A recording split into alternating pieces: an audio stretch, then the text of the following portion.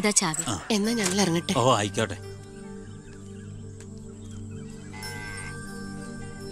ഈ നാട്ടിലേക്ക് വരുമ്പോ മനസ്സ് നിറയെ സന്തോഷായിരുന്നു. ഇപ്പൊ ഇവിടുന്ന് പോകുമ്പോ എന്റെ നെഞ്ചു നീറുക. എന്റെ മോൾക്ക് വന്ന മഹാഭാഗ്യം ഞാനായിട്ട് തട്ടിത്തെറിപ്പിച്ചല്ലോ എന്നോർക്കുമ്പോ ഇന്നിപ്പോ മഹാറാണിയെ പോലെ കഴിയേണ്ട നീ 100 വട്ടം ശപിച്ചിട്ടുണ്ടാവില്ലേ ഈ അമ്മയെ? ഇല്ല അമ്മേ, അർഹിക്കാത്തത് ആഗ്രഹിക്കരുതെന്ന് കുഞ്ഞുനാളോട്ട് എന്റെ അമ്മയല്ലേ എന്നെ പഠിപ്പിച്ചത്. അമ്മ കേറ്.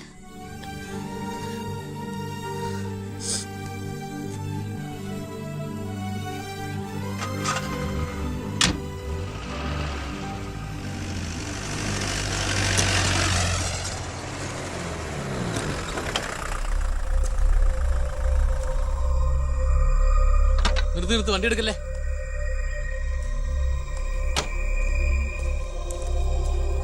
എന്താ പെട്ടെന്ന് ഇങ്ങനെ ഒരു തീരുമാനം? സ്കൂളിൽ ടെമ്പററി പോസ്റ്റ് ആയിരുന്നല്ലോ, അത് കഴിഞ്ഞു. ഇനിയിപ്പോ ആരാള്ള ഇവിടെ?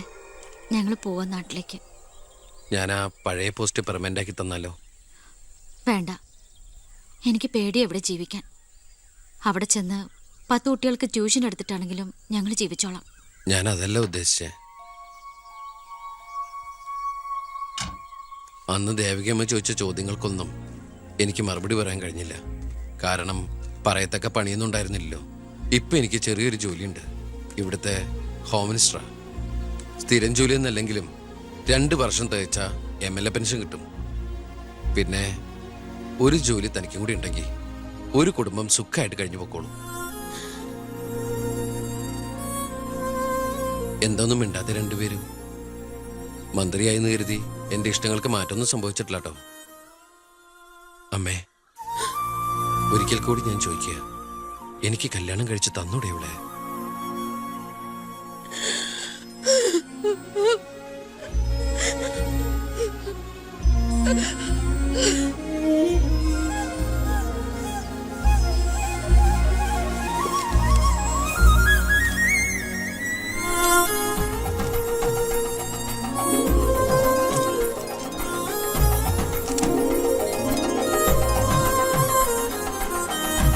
സാക്ഷികൾ ഒരു സാക്ഷിയുണ്ടേ, ഒന്ന് മറക്കേ സാർ.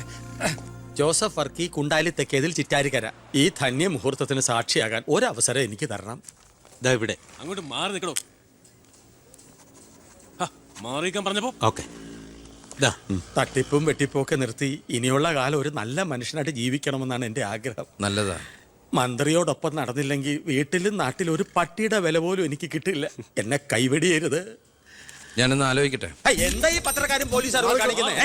മന്ത്രി വൈഫ് ഒന്ന് പുറത്തേക്ക് ഇറങ്ങിക്കോട്ടെ. ഇന്നത്തെ കൊരകന്റെ പൂമാല കിട്ടിയ പോലെ തിരക്ക് ഉണ്ടാക്കണ എന്താന്നാ ഞാൻ ഉദ്ദേശിച്ചേ.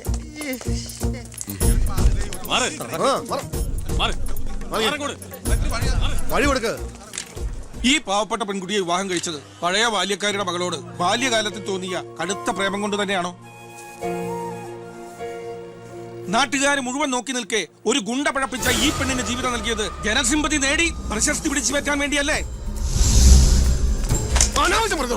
വിട് സാറേ.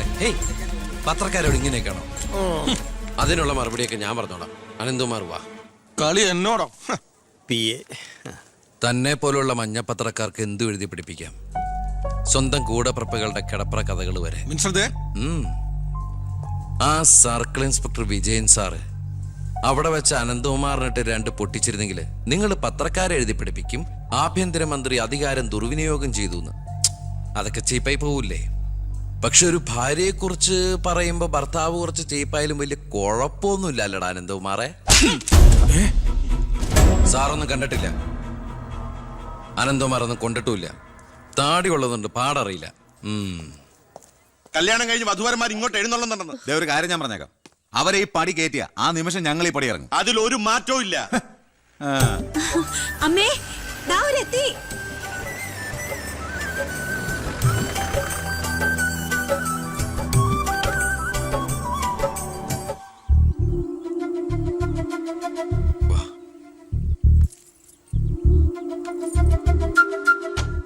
IAS IPS കയറി വന്ന ഈ വീട്ടിലേക്ക് ഇവിടുത്തെ വാലിക്കാരിയുടെ മോളെ കെട്ടിക്കൊണ്ട് കയറി വരാൻ നാണമില്ലേടാ നിനക്ക്?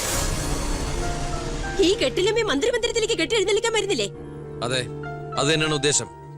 ആഭ്യന്തരമന്ത്രിയുടെ ഭാര്യ മന്ത്രിമന്ദിരത്തിൽ തന്നെയാ താമസിക്കേണ്ടത്. അല്ലാതെ അച്ചുവീട്ടിൽ അട്ടിപ്പേറ് കിടക്കുന്ന ഭർത്താക്കന്മാരുള്ള സ്ഥലത്ത് ഞങ്ങൾ താമസിക്കുമെന്ന് കരുതിയോ? ഇപ്പൊ ഞങ്ങളിവിടെ വന്നത് എന്നെ സ്നേഹിക്കുന്ന എന്റെ അമ്മയുടെ അനുഗ്രഹം വാങ്ങിക്കാനാ. വാ മോളെ, വലതുകാല് വെച്ച് ഐശ്വര്യമായിട്ട് കയറി വാ. ആ പടി ചവിട്ടി പോരുത്.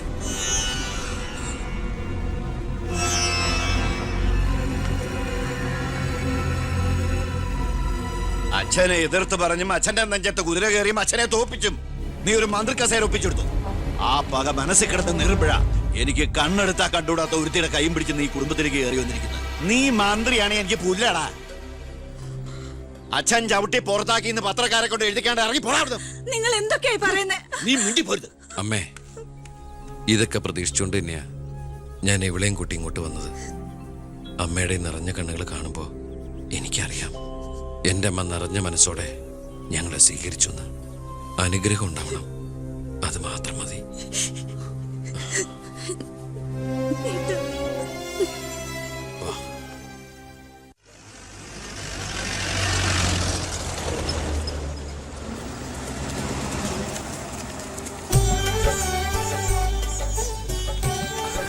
ഈ വീട്ടിലെ അച്ഛനും അമ്മയും പി എയും എല്ലാം ഞാനാ.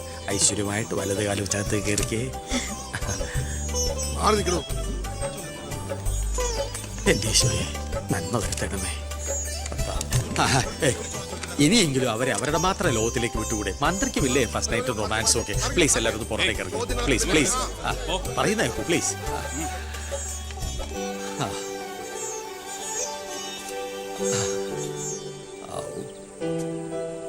ജോസഫേട്ടാ, മന്ത്രി എങ്ങോട്ടാ ഹണിമൂണിന് പോകുന്നത്? ഹണിമൂൺ?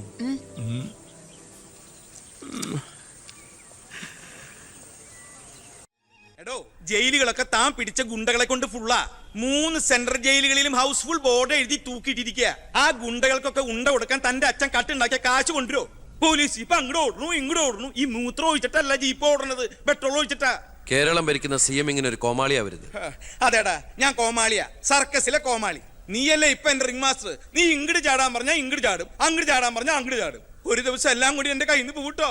നിന്റെ ഭരണപരിഷ്കാരങ്ങൾ ഇവിടെ നടപ്പാക്കണമെങ്കിലേ ഫണ്ട് വേണം, ഫണ്ട്. നിനക്കറിയോ, ഖജനാവിൽ ഇന്നാള് ഞാൻ കൈയിട്ട് നോക്കിയപ്പോഴേ കാലിയാ കാലി.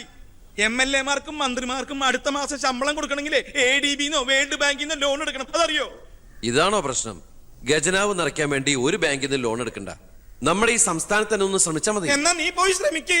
സാറിന്റെ ഈ പെർമിഷൻ മാത്രം മതി സാർ. Thank you sir. ദേ പോണു എന്ത് മാരണാവോ ഉണ്ടാക്കി കൊണ്ടുവരാൻ പോണു. ഈ കസേര പോകുന്നതോ.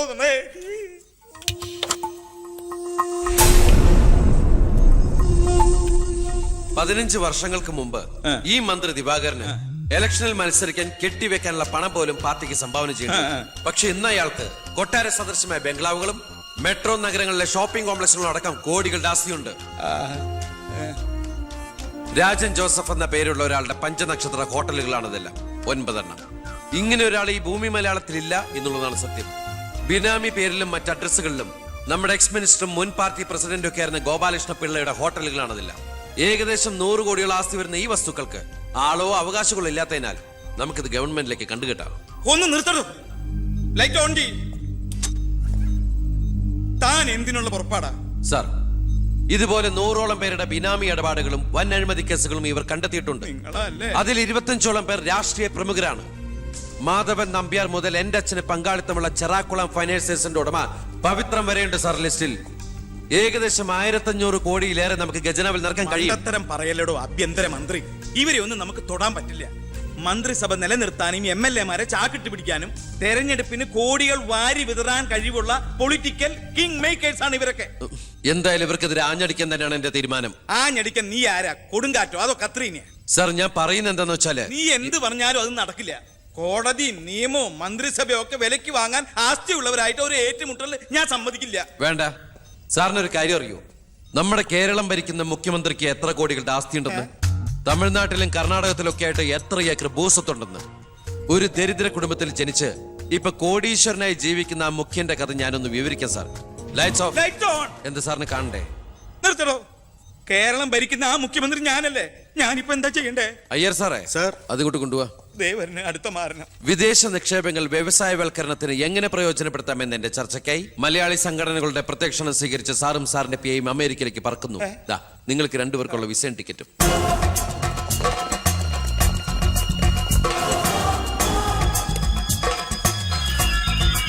ദിവാര സാറിന് കൂടുതലായിട്ട് എന്തെങ്കിലും പറയാനുണ്ടോ? എല്ലാം നോട്ട് ചെയ്തോളൂ. കീഴ്പള്ളി സാർ ഒന്ന് സൈൻ ചെയ്യണം. Pratap, take it sir.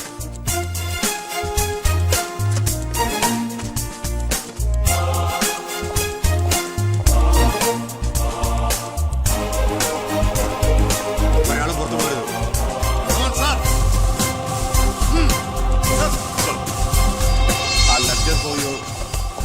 Mister Pavithran, we want search your office. എന്താ ഇതാ search warrant. Take a lock. ആ ലോക്കറിന്റെ കീ എടുക്ക്. ലോക്കർ തുറക്ക്.